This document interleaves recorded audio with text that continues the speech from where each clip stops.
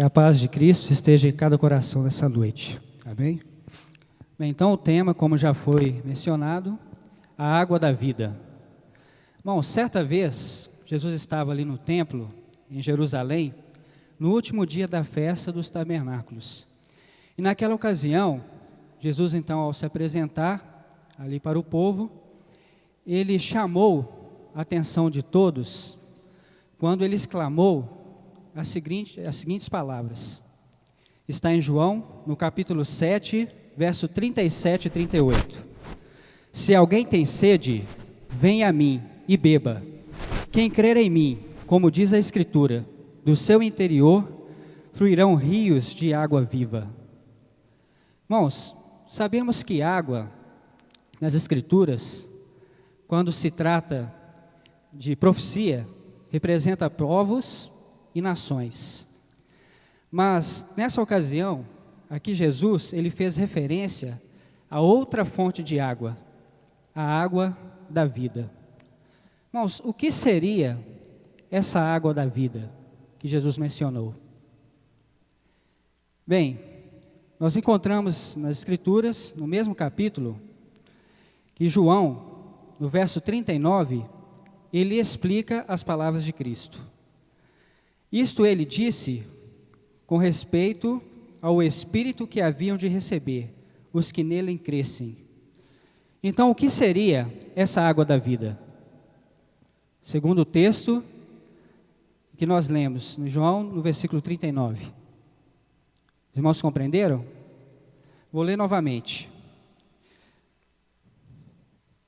Isto ele disse com respeito ao Espírito que haviam de receber os que nele crescem.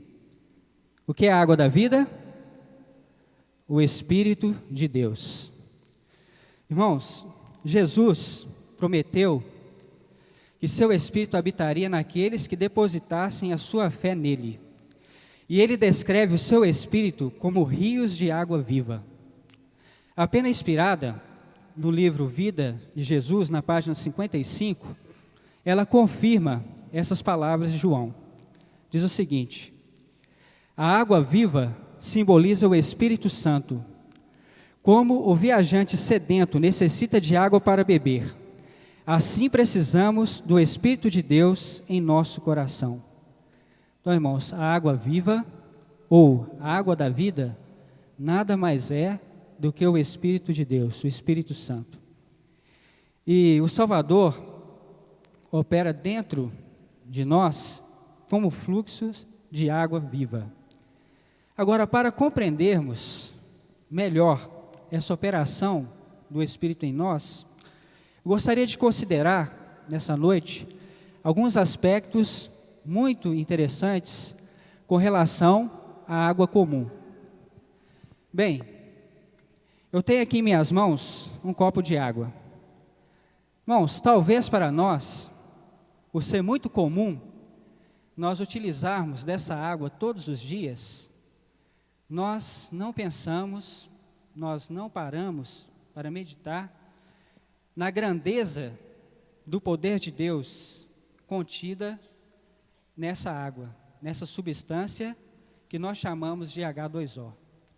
Irmãos, nós vamos nessa noite compreender por que Jesus comparou o seu Espírito com a água da vida, com a água comum, ou a água da vida com a água comum que nós utilizamos em nossos lares. Bem, essa mistura de hidrogênio e oxigênio, que nós chamamos de H2O, é uma das substâncias mais notáveis encontradas nesse planeta. Talvez muitos não saibam, mas só existe vida na Terra, em grande parte, porque essa substância não se comporta como deveria. Se a água se comportasse como sua estrutura molecular sugere, a vida na Terra seria destruída por uma série de catástrofes. Nosso sangue ferveria no corpo, plantas e árvores murchariam e morreriam. O mundo se transformaria num deserto árido.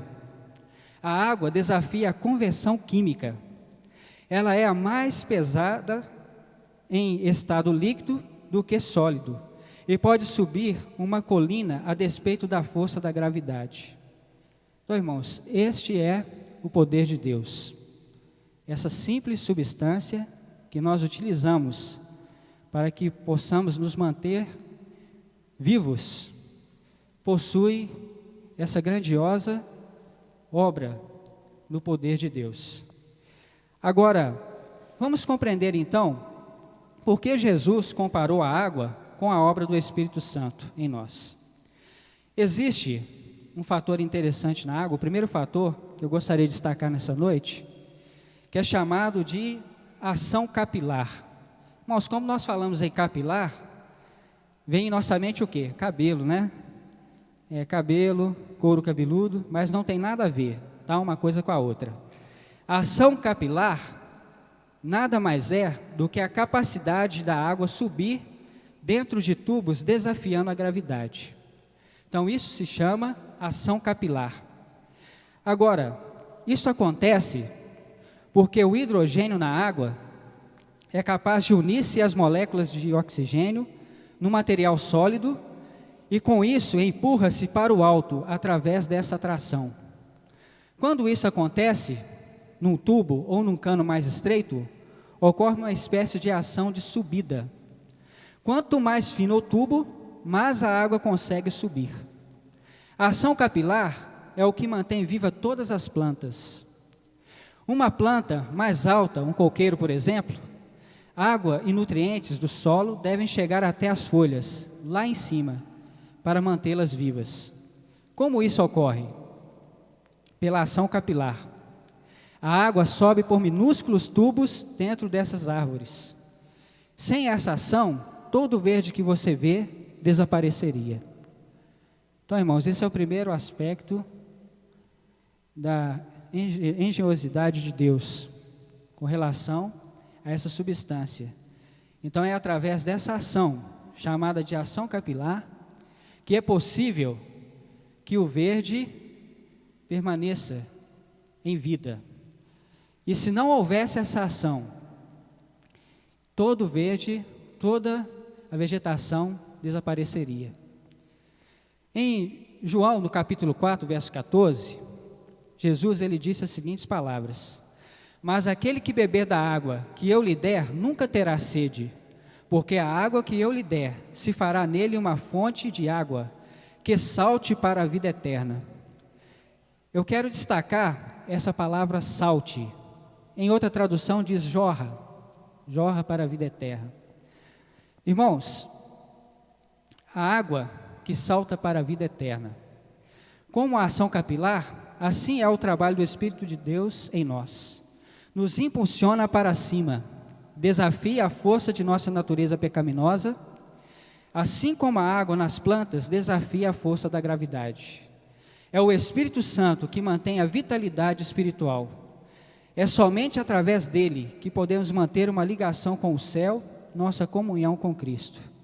Então, irmãos, é o Espírito de Deus, o Espírito Santo, que nos eleva, que nos traz a capacidade de nos desprendermos deste mundo, dessa terra, e levarmos os nossos pensamentos para o trono de Deus. E é Ele que realiza essa ação capilar em nós. É através do Espírito de Deus que nós podemos obter uma comunhão com Cristo. Podemos estar ligados na videira, que é Cristo. E quando Jesus dirigiu essas palavras à mulher samaritana, se tratando ali da água da vida, ele sabia que a sua condição era de pecadora. Sabia que ela havia transgredido os mandamentos de Deus. E ele mostrou que conhecia os pecados de sua vida, mas também lhe mostrou que era o seu amigo, e que amava, e dela se compadecia, e que ela, se ela renunciasse os seus pecados, Deus a receberia como filha. A mulher não olhou para a sua condição, ela simplesmente almejou beber da água da vida.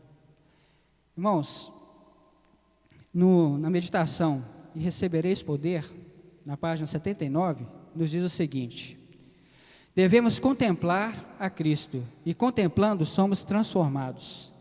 Temos de ir a Ele como uma fonte aberta e inexaurível, da qual podemos beber repetidamente e encontrar sobre novo suplemento. Devemos corresponder à atração do seu amor, alimentando-nos do pão da vida que desceu do céu, beber da água da vida que procede do trono de Deus. Temos de continuar olhando para cima, para que a fé nos una ao trono de Deus. Não olheis para baixo, como se estivesseis ligados à terra. Não façais constantemente um exame de vossa fé, arrancando-a como se fosse uma flor, para ver se tem alguma raiz. A fé cresce imperceptivelmente. Então, irmãos, esse texto, ele é muito importante, porque mostra a ação do Espírito em nós. Então, muitas vezes, nós nos preocupamos como está a nossa fé, se nós temos progredido espiritualmente. E aqui, como diz o texto, muitas vezes nós nos desesperamos, nós nos preocupamos, e como se nós, de nós mesmos, pudéssemos então arrancar a nossa fé, para que pudéssemos ver se há realmente alguma raiz. Mas nos diz a pena inspirada que a fé cresce imperceptivelmente.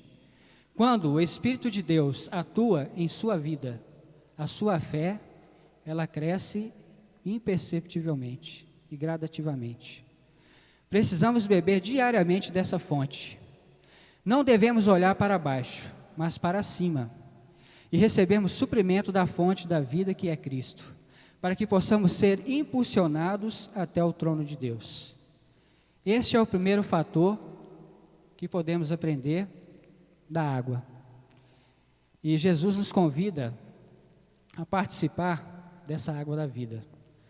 Agora, existe um outro fato bastante interessante que eu também gostaria de trazer nessa noite, com relação à água comum que nós utilizamos. Você já parou para pensar por que o gelo flutua? Aqui traz uma curiosidade, né? Por que o gelo flutua? Será que o gelo deveria flutuar? Irmãos, para nós é um fato comum, mas o gelo não deveria flutuar. Ele é sólido. As moléculas dos sólidos são muito mais unidas do que as moléculas dos líquidos. Assim, quase todas as substâncias são mais pesadas no estado sólido, mas não a água. Ela segue a sua própria lei. A princípio, quando a água é congelada, ela segue o padrão usual, se contrai e fica mais pesada e mais densa. Mas quando ela esfria abaixo de 4 graus centígrados, de repente começa a se expandir, fica mais leve e menos densa. A razão reside na natureza especial dos laços de hidrogênio que fazem esse processo e ajustam as moléculas próximas em cristais de gelo bem leves. O fato de a água flutuar, quando congelada, faz uma diferença enorme no planeta. Se o gelo fosse mais pesado do que a água, ele desceria para o fundo de um lago durante a estação de gelo. Os raios do sol não chegariam até lá, e ele não derreteria. Assim, lentamente o gelo aumentaria e encheria todo o lago, matando toda a vida ali existente. Os rios e os lagos do mundo, e mesmo os oceanos, ficariam todos congelados. Mas graças à engenhosidade do nosso Criador, a água não se comporta como deveria, quimicamente falando. O gelo sólido flutua em cima dos corpos de água durante o inverno, formando uma camada de isolamento que impede que a água embaixo se congele, e os peixes e os outros animais são protegidos. Irmãos, aqui está o poder de Deus na natureza. Se a água não possuísse a sua própria lei, não seria possível a existência da vida na terra. Tudo se congelaria, os lagos, os oceanos, os rios. Mas isso é prova do poder de Deus na natureza. O gelo nos fala do cuidado de Deus para conosco, mas também nos mostra como o Espírito de Deus opera em nós. Ele nos sustém e impede que desçamos para o fundo. Quando os problemas nos empurram para baixo, o Espírito Santo nos capacita para vencer as dificuldades. Irmãos, Paulo, em Tessalonicenses 1, versos 6 e 7, ele descreve: com efeito, vos tornastes imitadores nossos e do Senhor, tanto recebido a palavra, posto que em meio de muita tribulação, com a alegria do Espírito Santo, de sorte que vos tornastes um modelo para todos os crentes na Macedônia e na Alcaida. Paulo aqui fala da alegria em meio à tribulação, e ele usa a expressão alegria do Espírito Santo. Irmãos, será que é possível uma pessoa passando por uma grande tribulação estar alegre? O que acham os irmãos? É possível isso? É possível você estar passando por uma grande dificuldade, um grande sofrimento em sua vida, e você estar alegre? Humanamente não, não é possível. Mas pelo Espírito de Deus, sim.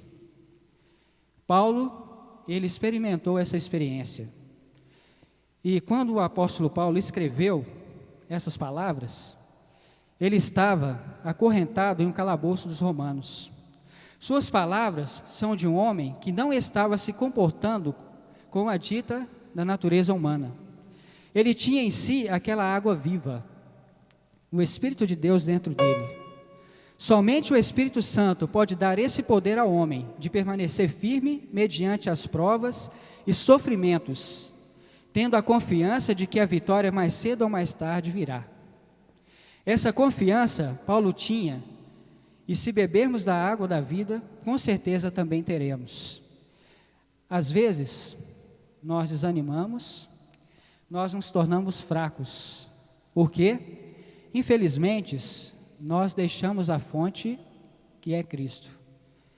Então, diante das dificuldades, nós cavamos cisternas rotas que não retêm água. Mas, com certeza, se nós permanecermos nessa fonte de água vida, mesmo diante das dificuldades, diante de nossas fragilidades, nós teremos forças para enfrentar as diversidades, assim como o apóstolo de Deus enfrentou. E mesmo os prazeres, a satisfação própria, os desejos, as coisas que muitas vezes nos prendem a esse mundo, essas serão deixadas de lado. E somente o que nos interessará é a comunhão com Deus. Irmãos, todos nós podemos ter essa experiência do apóstolo Paulo, se continuamente sermos participantes dessa água viva. Agora, existe um outro aspecto, também bastante interessante, que eu gostaria de destacar nessa noite. Irmãos, finalmente, há uma outra coisa notável na água que podemos aprender. É a capacidade de absorver uma enorme quantidade de calor sem ferver. Quando se examina componentes quimicamente similares à água, descobrimos que seus pontos de fervura são próximos ou bem abaixo de 0 graus centígrado. O ponto de fervura é perto ou abaixo de zero. Como regra, quanto mais leve o componente, mais baixo é o ponto de fervura. Se a H2O, que está entre os mais leves, se comportasse como deveria, ferveria a 53 graus negativos. Nós já imaginaram? A água se fervendo a 53 graus negativos. Imagine a água ferver a 53 graus abaixo de zero. Isso significaria que mesmo o gelo no Polo Norte ferveria. Toda a água desse planeta iria ferver. O sangue em nossas veias ferveria também. Felizmente, a água se comporta de modo único. Tem ponto de fervura extremamente alto, 100 graus centígrados, acima de zero. Vemos isso todos os dias quando nós esquentamos uma água no fogo. Para que a água ferva, seus laços de hidrogênio devem primeiro se soltar, em virtude desses laços serem mais fortes entre as moléculas. É preciso, então, uma grande quantidade de energia para conseguir isso. É por isso que a água pode ser usada como agente resfriador do motor dos carros. Ela absorve tremenda quantidade de calor sem ferver. Devido a essa notável propriedade, a água pode agir para moderar o clima da Terra. Grandes quantidades de água e umidade na atmosfera regulam os extremos da temperatura. Mesmo em um dia muito quente no Rio de Janeiro, por exemplo, a brisa que é soprada no oceano pode nos refrescar. Podemos sentir que mais fria do que o ar é ao nosso redor. É a brisa que sai então dos oceanos. A água pode absorver o calor nos dias quentes e emitir o calor nos dias frios. E por causa disso, a vida nesse planeta torna-se possível. Aqui podemos fazer um parâmetro com a obra do Espírito Santo. A água age para modificar os extremos na temperatura. O Espírito Santo age em nós para modificar os nossos extremos. Seu efeito produz equilíbrio e estabilização em nossas vidas. Irmãos, assim como a água, ela é capaz, então, de modificar os extremos da temperatura, assim, o Espírito Santo, em nosso coração, é capaz de modificar os nossos extremos. É capaz de equilibrar os nossos caráteres. É capaz de trazer, então, a estabilidade de nossas ações. É capaz de fazer com que nós possamos, diante dos obstáculos, das dificuldades que nós encontramos, possamos agir com equilíbrio e possamos realmente discernir entre o bem e o mal, entre a vontade de Deus e a vontade do homem. E eu gostaria de deixar aqui algumas reflexões nessa noite. Será que a água da vida tem modificado os nossos extremos? Essa é uma pergunta que nós devemos refletir. Temos alcançado o equilíbrio na vida espiritual que Deus deseja que tenhamos? Temos sido guiados pela voz que fala em nossas mentes, mostrando qual é o caminho ou atitude que devemos tomar diante das circunstâncias da vida? Será que nós temos sido guiados por essa voz? Será que ao falar em nossa consciência, temos dado ouvido às suas palavras? Irmãos, Jesus, Ele nos faz o convite. Quem tem sede, vem. E quem quiser, tome de graça da água da vida. Porém, para que nós possamos beber dessa água, para que possamos nos saciarmos a nossa sede com a água viva, é necessário que nós tenhamos uma atitude. Em Isaías, no capítulo 55, versos 6 e 7, nos diz o seguinte: eu gostaria que nós ficássemos com essa mensagem nessa noite. Isaías 55, versos 6 e 7. Buscai ao Senhor enquanto se pode achar, invocai enquanto está perto. Deixe o ímpio o seu caminho, e o homem maligno os seus pensamentos, e se converta ao Senhor, que se compadecerá dele. Torne para o nosso Deus, porque grandioso é em perdoar. Irmãos, que essa mensagem possa calar fundo em nossos corações. Se de repente nós temos andado em caminhos errados, se não temos buscado ao Senhor na nossa vida cotidiana, que possamos então refletir nessas palavras, que possamos, ao tomar essa decisão em nossas vidas, possamos buscar da verdadeira fonte de água viva, que é Cristo. E ao buscarmos essa verdadeira fonte, então que o Espírito Santo possa operar em nós essa transformação que Deus deseja que nós tenhamos. O grupo irá cantar um hino, e eu gostaria que os irmãos meditassem nas palavras dessa mensagem cantada.